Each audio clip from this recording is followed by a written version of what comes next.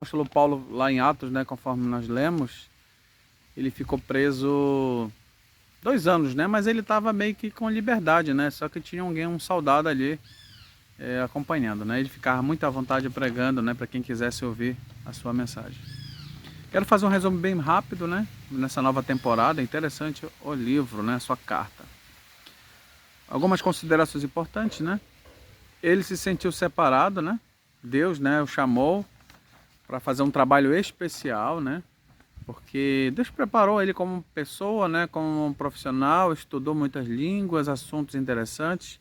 Embora perseguindo os cristãos, ele tinha muito conhecimento sobre o assunto, né? E ele deixa bem claro sobre essa separação, entre aspas, né? Que Deus chamou para ele levar uma mensagem especial para outras pessoas, além dos judeus, né? Judeus e gentios. Ele dá ênfase em Jesus Cristo, né? Previsto pelos profetas nas Escrituras. Ele veio, o Jesus, né, ele dá ênfase que veio da descendência, né, carnal de Davi, né, na carne. Os gentios foram eleitos para ser de Jesus, né?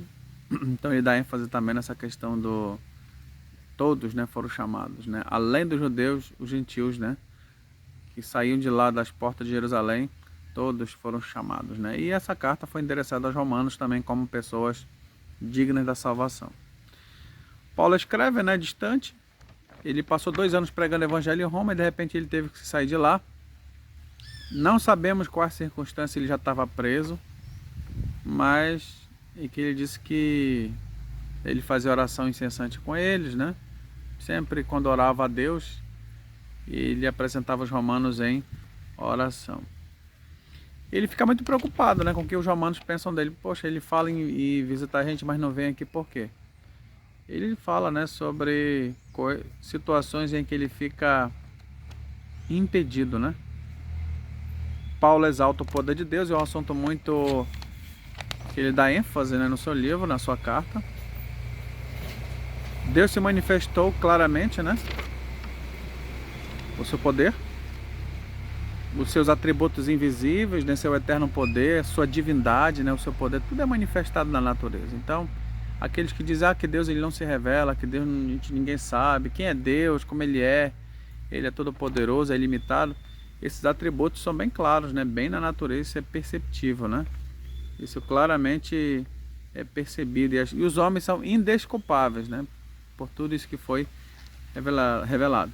Embora as pessoas não tenham a Bíblia naquela época disponível, só tinham o Antigo, e nem as pessoas que tinham o Antigo Testamento poderiam dizer que Deus existe ou que Ele não se revela. A natureza está tudo aí, ó. O vento, as árvores, os elementos da natureza. Não tem como justificar que Deus não se revela. Ele se revela sim. E tudo isso ficou claro, mas eles não glorificaram a Deus, né? Então Deus permitiu, né, que os homens fizessem a sua vontade, a vontade dos homens, né? Só que aí as consequências são ruins, né? São terríveis aí. Lá usada a expressão como Deus entregou, né? São expressões bem humanas, né? Permitiu o homem fazer as suas próprias paixões, né?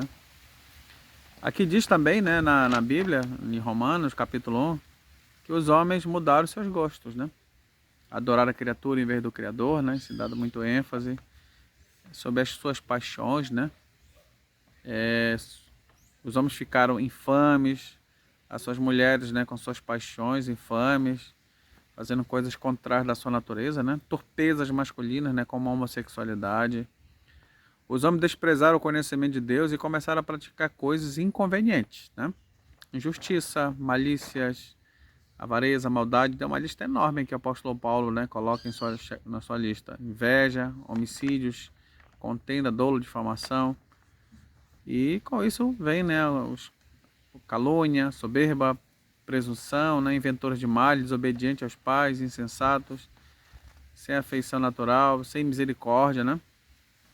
Isso torna... Então as pessoas que começam a praticar esse tipo de declínio, né, eles são passíveis de morte. Não só quando praticam, mas quando consentem. Essa é a parte final do capítulo 1. Então, porque a pessoa ela que tem essas práticas, né, até de uma calúnia, né, uma difamação, contenda, elas são passíveis de morte. Uma pessoa que entra em contenda com uma outra pessoa, ela pode sofrer uma morte. É ou não é? Uma mentira. Então isso é muito claro, então não tem nada de diferente. Então Então esse é o resumo do capítulo 1.